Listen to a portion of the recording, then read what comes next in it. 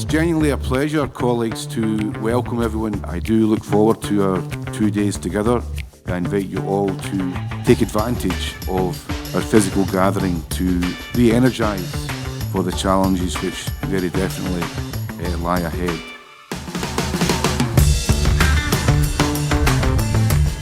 The teaching profession must become more attractive. The social dialogue must be stronger and more sustainable. Schools should not only be wonderful places to learn, but also fantastic places to work. Les difficultés que nous vivons ici, les conditions de travail des enseignants, la pénurie, ça touche tous les pays d'Europe. Les enseignants ne sont pas restés les bras croisés, ils ont participé à de nombreuses manifestations. Mobilizing for quality education. Teachers need the power. I think the tone has been set very strongly. The challenge is no less than making sure that Europe remains a prosperous, democratic and inclusive continent. Investing in education is part of the solutions to the COVID crisis, and it's key to building a more resilient and sustainable society.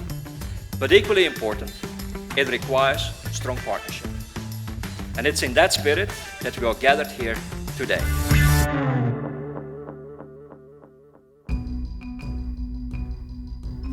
You can't come out of COVID saying schools are irreplaceable, we need to invest in public infrastructure, and then do as they say every day, don't put any money into teachers' salaries. Slash your public sector and slash your public education systems. Schools as the irreplaceable beating hearts of many communities.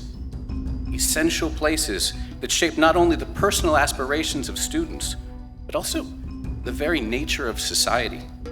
But when we see at the same time that many governments are actually, instead of increasing the necessary budget for investment in education, they're spending their funds on military purposes because of the war in the Ukraine. We are a social force to be reckoned with. We have over 11 million members. That is a powerful voice, colleagues, and it is potentially a powerful movement for change if we do as we are invited in the terms of this resolution, and we mobilise and campaign and take our ideas out onto the streets and into the discussions and organise to make the progress our members deserve. I commend the motion to you, colleagues. Ahora y más que nunca, la educación está sobre la mesa y nosotros como sindicato tenemos la responsabilidad y el papel de volver a colocar la educación como una de las prioridades de nuestros gobiernos en Europa. This resolution raises a number of critical issues, not only for the future of the teaching profession, but also for the quality of our democracies. We are facing the worst cost of living crisis in 50 years.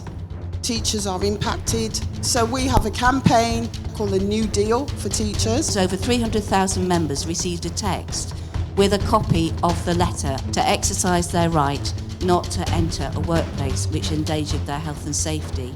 Les enseignants ont besoin de retrouver du pouvoir d'agir. S'engager dans un syndicat, c'est croire dans le progrès, c'est croire dans l'intelligence du collectif, et c'est se dire que l'union fait la force. We had a pretty big victory on closing the pay gap between primary and secondary education after 5 years of strikes. In September, we'll find us with a general strike from kindergarten to university. And over the last number of years, we have organised lobbying campaigns, starting with our local lobbyists. We train up people at local level in every political constituency. My school, we started a kind of civil disobedience movement as well. Подготовить совместный план действий, как мы можем помочь друг другу в решении возникших проблем. One of our biggest achievements as a union was that we had the parliament to pass a law which gives 320 million euros for extra preschool teachers in Denmark. But then the problem is, where are these teachers?